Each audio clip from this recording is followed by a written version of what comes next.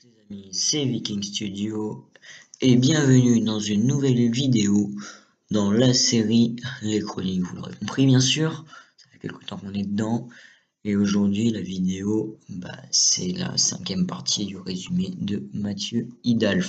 Mais avant tout, je lance, attention, une alerte au spoil, donc allez pas chialer dans les commentaires si je vous dévoile quelque chose parce que je m'en bats les couilles. Comme on s'en rappelle, Mathieu Hidalgo a fait son retour à l'école de l'élite, car il a un nouvel arbre qui devient Star Doré et c'est un mystère. Donc le soir de son retour, après une bataille épique contre les Cœurs Noirs pour rentrer dans la galerie des chandelles et empêcher la fermeture de l'école, Julius Maxima va ausculter son arbre et malheureusement ça va mal tourner pour Julius Maxima qui va avoir un accident. Et bon, le soir même, un mystérieux avertissement du traître qui est parmi les élitiens, qui ne comprennent pas, dans lequel il dit qu'ils subiront le sort des bannis, se révèle très explicite dans la nuit car tous leurs lits sont proposés au fond du lac des bannis et ils manquent de mourir noyés car le lac est bloqué par la glace. Ils ne sont sauvés que grâce au capitaine des élitiens. Et donc Louis Serra juste après va emmener Mathieu Hidalgo dans la bibliothèque du Vitrail et va réussir à découvrir l'identité de son arbre et son arbre n'est autre que celui du premier élitien. Voilà.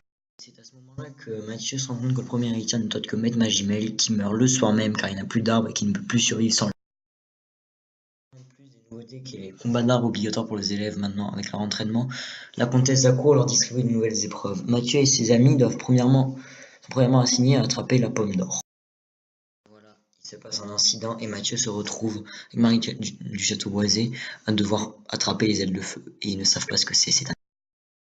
Étant donné que le capitaine Louis Serra a révélé l'existence d'un mystérieux enfant Hélios, il se rend dans la tour disparue et la découvre que cette tour se situe dans la galerie des gouffres. Du traître, la sécurité dans l'école se renforce, donc le labyrinthe des bannis est rouvert afin de ne voir y enfermer le traître.